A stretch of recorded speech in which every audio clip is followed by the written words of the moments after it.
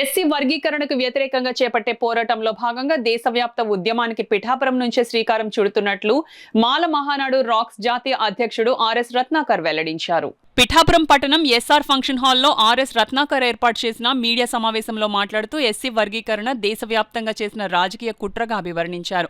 ఈ మీడియా సమావేశంలో మాల మహానాడు నాయకులు కొప్పుల ప్రేమ్బాబు, బల్ల సత్యనారాయణ, సలాది బాబులు, ఏమని సత్యబాబు తదితరులు పాల్గొన్నారు. తెలుగు రాష్ట్రాల్లో 59 ఎస్సీ కులాలు ఉన్నాయి మిత్రులారా. ఇందులో మనకి రిజర్వేషన్ వల్ల 15% అని చెప్తా ఉన్నారు, కానీ 100 వేకెన్సీస్లో 15 ఇస్తా ఉన్నారు. That is 15%. ఇక ఈ 15 సీట్లన్నీ మన ఎస్సీ కులాలు తెలుగు రాష్ట్రాల్లో 59 కులాలు సమంగా పంచుకుంటే 100లో ముగ్గురికే 3 to 4 మెంబర్స్కే రిజర్వేషన్ వల్ల బెనిఫిట్ జరుగుతుంది మిత్రులారా. మరి ఈ 100లో నలుగురికి జరిగేటటువంటి ఈ బెనిఫిట్ని దేశవ్యాప్తంగా ఉన్నటువంటి మోడీ గారు మరి 1108 ఎస్సీ కులాలకు సమంగా పంచుతాడట. తెలుగు రాష్ట్రాల్లో ఉన్నటువంటి రేవంత్ రెడ్డి, చంద్రబాబు నాయుడు మనకిచ్చేటటువంటి 100లో 4 సీట్లు 59 కులాలకి మరి సమంగా పంచుతాడట. ఇదే ఎస్సీ వర్గీకరణ మిత్రులారా. ఇది ఎలా సాధ్యమని చెప్పేసి ఈ సందర్భంగా ఈ తెలుగు రాష్ట్రాల ముఖ్యమంత్రులను అలాగే ఎస్సీ వర్గీకరణ సమర్థించేటటువంటి రాజకీయ పార్టీలు నేను ప్రశ్నిస్తా ఉన్నాను. ముఖ్యంగా మోడీ గారు దీన్ని అనుకున్నారు కుట్ర, దీనికి సహాయకుడు చంద్రబాబు నాయుడు గారు ఉన్నారు. మరి దేశవ్యాప్తమైనటువంటి దళిత సోదరులారా, भाई और बहनों सुनिए, एससी आरक्षण वर्गीकरण के बहाने देश भर में सभी राजनीतिक पार्टियां दलितों की एकता को कमजोर कर रही है. इस पर हमें सभी को मिलकर लोकतांत्रिक लड़ाई करनी चाहिए. भाई और बहनों, मोदी जी सुनिए, एससी लिस्ट में बाकी जातियों पर अगर आपको सच्चा प्यार है, अगर आपको सच्चा दोस्ती है और प्रेम है, आरक्षण 10% और बढ़ाकर बाकी जातियों को देना है. मोदी जी, देना चाहिए.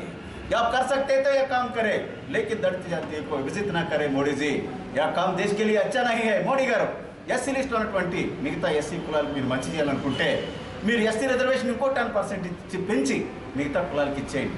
వారికి మీకు నిజంగా వారి మీద ప్రేమ ఉంటే ఆ పని చేయడం తప్ప దళితుల మధ్య చిచ్చు పెట్టొద్దన్న విషయాన్ని మరి ఈ సందర్భంగా గుర్తు చేస్తా ఉన్నాను. తెలుగు రాష్ట్రాల్లో ఉన్నటువంటి మాల సోదరులారా, మీరు గమనించాల్సింది ఏంటంటే ఇక్కడ అన్ని రాజకీయ పార్టీలు ఒక కులాన్ని టార్గెట్ చేసి తొక్కేస్తూ ఉన్నాయి. మీరు సరిగ్గా స్పందించకపోవడం వల్ల, ఎవరు కూడా దీని మీద ఉద్యమం చేయకపోవడం వల్ల తెలుగు రాష్ట్రాల్లో మాల సామాజిక వర్గం ఉందా లేదా సచ్చిందా అనేటటువంటి అనుమానం కలుగుతూ ఉంది. రాజకీయ పార్టీలకు అమ్ముడిపోయినటువంటి దద్దమ్మలు, సన్నాసులు, చెంచాగిరి చేసేటటువంటి నాయకులు ఎవరు కూడా ప్రభుత్వానికి భయపడి ఒక్కరు కూడా మాట్లాడలేదు మిత్రులారా. ఇక అన్ని పార్టీలు ఉన్నటువంటి మాల ప్రజాప్రతినిధులు అయితే మరి చచ్చారనే చెప్పాలి. ఈ సందర్భంగా కనీసం వాయిస్ రేజ్ చేయడానికి కూడా ఇష్టపడటం లేదు. అలాగే తమిళ సహోదరి సహోదరుಗಳೇ, మరి కన్నడ సహోదరి సహోదరులారా, ఎల్లరికూ వణకం. ఈ రకంగా దేశం మొత్తం మీద దళితులపై కుట్ర జరుగుతూ ఉంది. కాబట్టి మనమంతా ఐక్యంగా పోరాడవలసినటువంటి అవసరం ఉందని చెప్పేసి అన్ని రాష్ట్రాల్లో ఉన్నటువంటి దళిత సోదరులందరికీ విజ్ఞప్తి చేస్తా ఉన్నాను. ఈ ఎస్సీ వర్గీకరణ తప్పు. మన జరిగినటువంటిది టెంపరీ మాత్రమే, ఇది పర్మనెంట్ అంతా అయిపోయింది కదా అని అనుకుంటా ఉన్నది. ఇది తప్పు మిత్రులారా. అవి మీ చేంజ్ చేయకపోవడానికి భగవద్గీత లేక ఖురానా లేక బైబిల్ అనే విషయాన్ని మీరు అందరూ ఆలోచించుకోండి. ఎందుకంటే ప్రజాస్వామ్యంలో దొంగ రాజకీయ నాయకులు బలం ఉంటే దొంగ చట్టాలు చేస్తారు. అవి మీ పర్మనెంట్ కాదు, టెంపరీ మాత్రమే. People are supreme in democracy. ప్రజలు తలుచుకుంటే ప్రజాస్వామ్యంలో దేనైనా వెనక్కి తీసుకుంటారు. శాంతియుతంగా ప్రజాస్వామ్యయుతంగా నిరంతర పోరాటం చేద్దాం. అంబేద్కర్ అదే చెప్పారు. రిలెంట్లెస్ ఫైట్ అన్నారు. అంటే దళితుల జీవన విధానమే ఈ దేశంలో రిలెంట్లెస్ ఫైట్. మిత్రులారా, మీరంతా ఈ పోరాటానికి సహాయ సహకారాలు అందించాలని చెప్పేసి కోరుకుంటూ డాక్టర్ రత్నాకర్